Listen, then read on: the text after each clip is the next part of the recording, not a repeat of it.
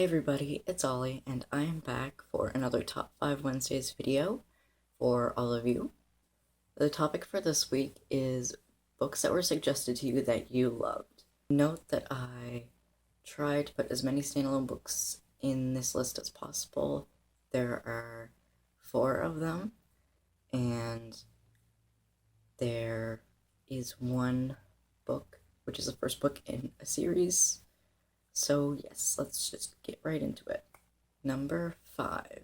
My number 5 book that was recommended to me and I really loved was City of Bones by Cassandra Clare, or book 1 in the Mortal Instruments series.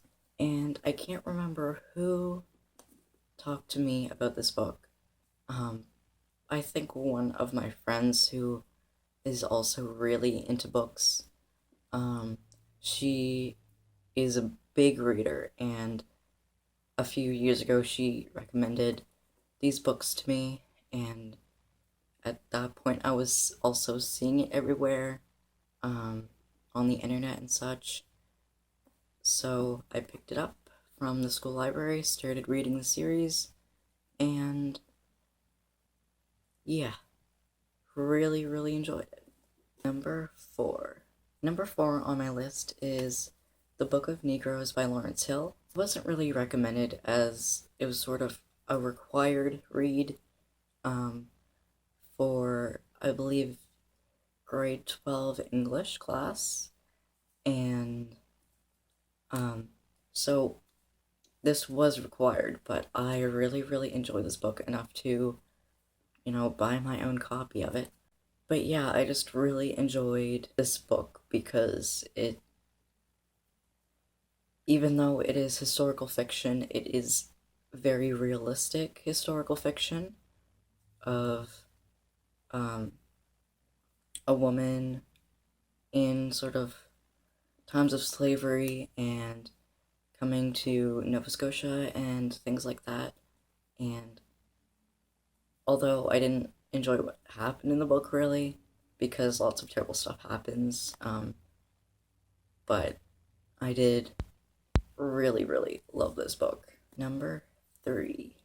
The next book that was recommended to me and I thoroughly enjoyed was Gender Failure by Ray Spoon and Ivan E. Coyote. And I believe they are both Nova Scotian queer authors. They are more musicians, I believe, than anything. I'm not too sure, so don't quote me on that, but they are very influential people, especially in Nova Scotia and in the queer community here. But my English teacher recommended this book to me because she knew I was trans and stuff like that. And this also deals with trans stuff. So she bought this, and I had originally assumed that she bought it for the class, but it turns out that she already had a copy and she bought this just for me, like just to read it. And when I went to bring this back to her after I read it, she said, you do know that you're allowed to keep this, right? And I was like, are you giving this to me? You actually paid for this book and you're giving this to me? She was like, yeah, of course. So needless to say, she's one of my favorite teachers, so shout out to Miss Curran. She is amazing and great. But yeah, number 2. The next book I was recommended and I loved was Monster Calls by Patrick Ness. This book is recommended everywhere. It's won awards, multiple, as you can see, and the buzz about it is just everywhere. Like I said, mostly booktube and stuff, and walking into bookstores, there's sort of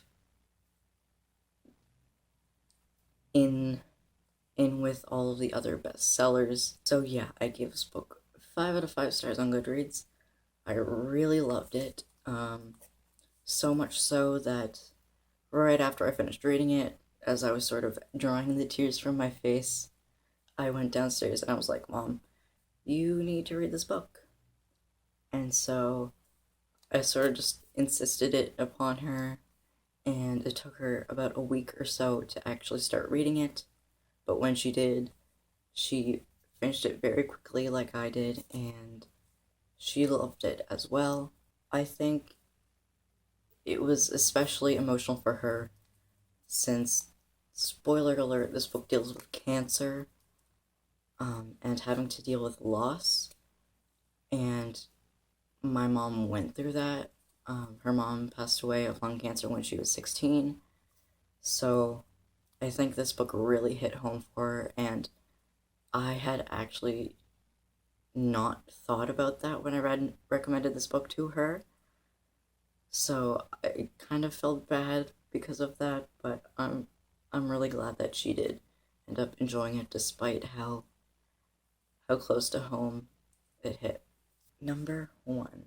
The top book that was recommended to me that I loved was Furiously Happy by Jenny Lawson. Much like A Monster Calls, this book was everywhere.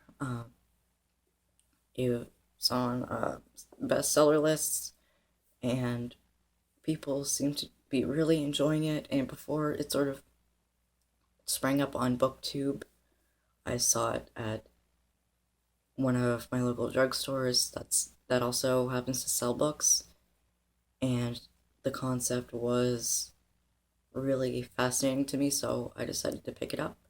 And that was one of the best decisions I have ever made, because the way Jenny Lawson describes her anxiety and depression is so accurate and so true to so many people, what they've experienced. I also deal with depression and anxiety, and so a lot of the things she said spoke to me. The entire concept that Jenny Lawson has created of being fiercely happy has really just sort of inspired me to also be furiously happy. And to sort of quote her, I'm fucking done with sadness, and I don't know what's up the ass of the universe lately, but I've had it. I'm going to be fiercely happy out of sheer spite. So that is just so great, and there are many things in this book that are so relevant, and she talks about it in such a way that it's not 100% serious, but you can tell it's still serious, if that makes any sense. But it's having to cope with mental illness, and she makes it funny. And that is one of the things that I love about this book. So yes, that is it for Top 5 Wednesdays this week, and stay tuned for another Top 5 Wednesdays next week. I will see you all for another Top 5 Wednesdays video next week. Bye!